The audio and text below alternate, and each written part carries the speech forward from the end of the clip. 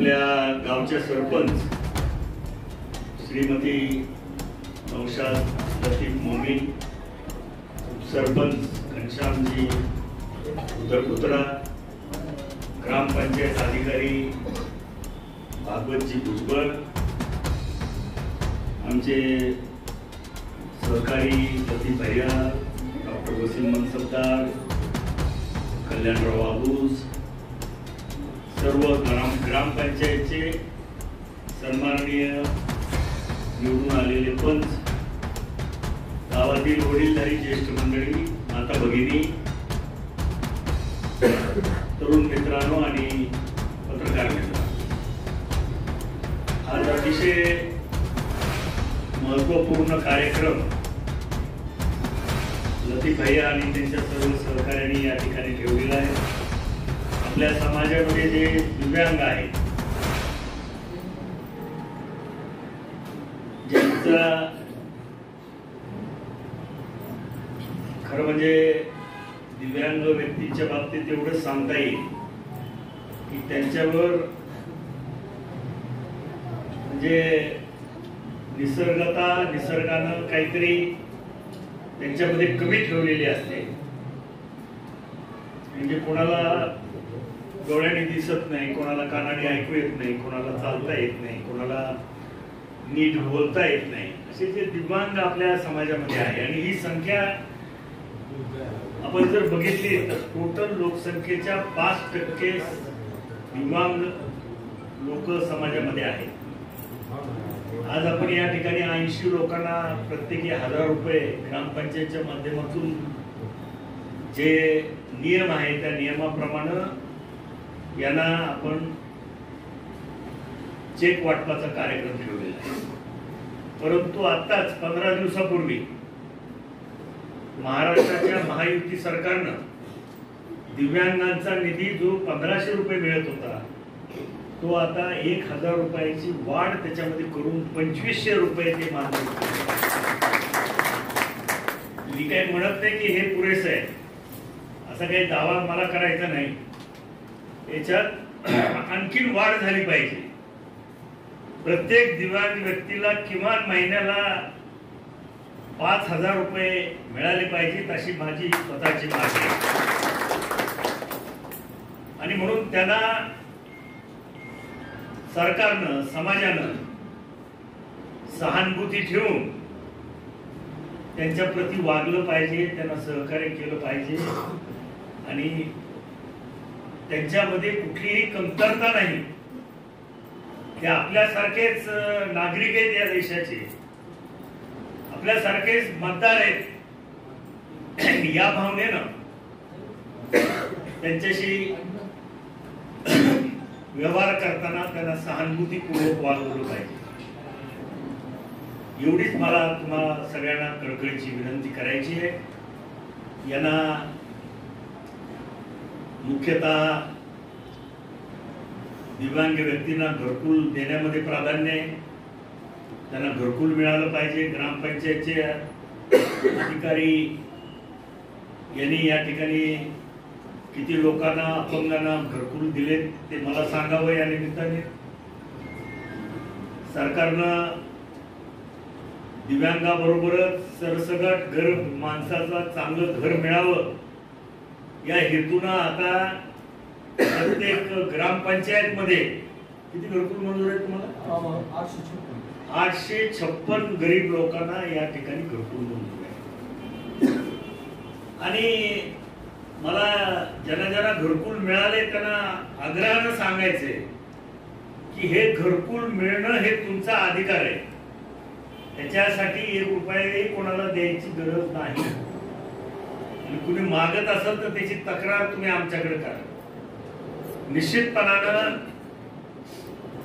फार मोठा कार्यक्रम, गोरगरिबांना घरं मिळावे, पिण्याचं पाणी मिळावं, लाईटचं बिल येऊ नये म्हणून सौर ऊर्जेचं युनिट मिळावं, या सगळ्या योजना सरकारनं आपल्या गोरगरिबांचं जीवनमान उंचावण्यासाठी या ठिकाणी केलेल्या आहेत.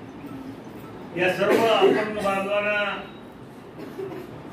जवळजवळ मोफत धान्य ₹2 किलो आणि ₹3 किलोनी मिळायला पाहिजे ते मिळतंय का आपल्याला?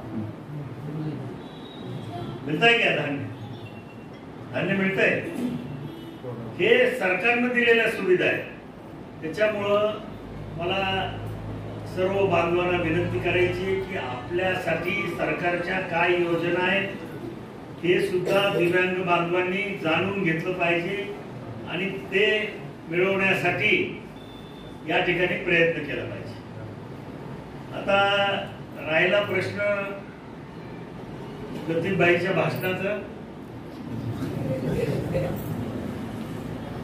तसं पाहिलं तर पाथरूड हे गाव माझे वडील स्वर्गीय सुंदरराव सोळंके साहेब यांच्यापासून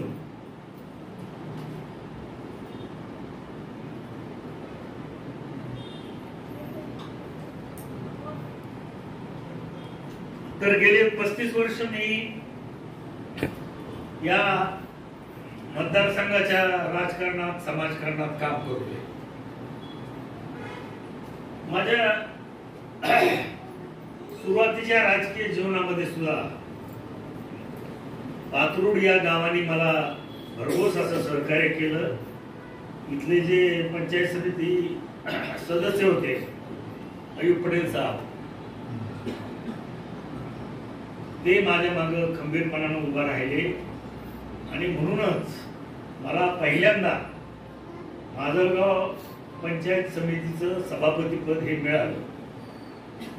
त्यामुळं निश्चितपणानं वेळोवेळी आजपर्यंतच्या प्रत्येक इलेक्शन मध्ये पाथरूड या गावानं भरपूर ताकद माझ्या पाठीमागे उभी केलेली आहे आणि मी माझ्या परीनं मला आठवतं मी जेव्हा पंचायत समितीचा सभापती म्हणून पहिल्यांदा या गावाला भेट दिली त्यावेळेस आपली पाणी पुरवठा ही माजलगावहून होती आणि अतिशय कमजोर पाईपलाईन होती, जागोजाग फुटत होती.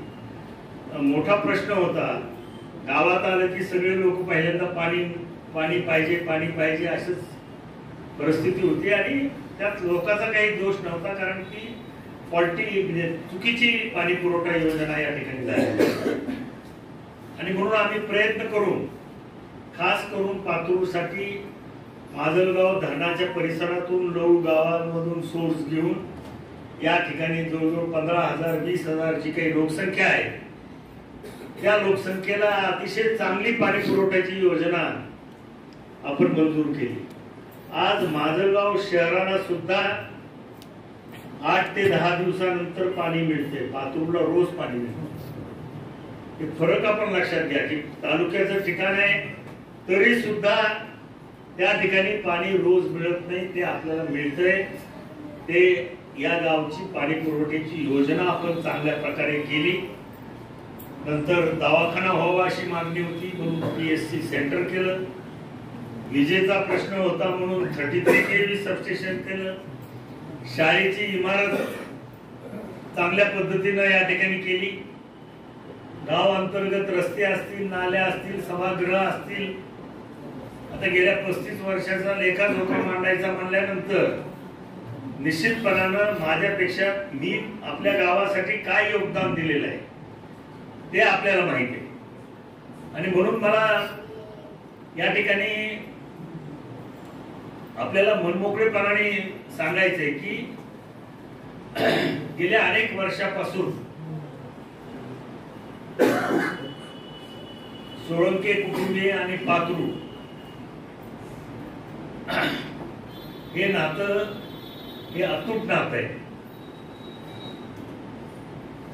एखाद्या इलेक्शन मध्ये कमी मतदान पडलं, जास्त पडलं,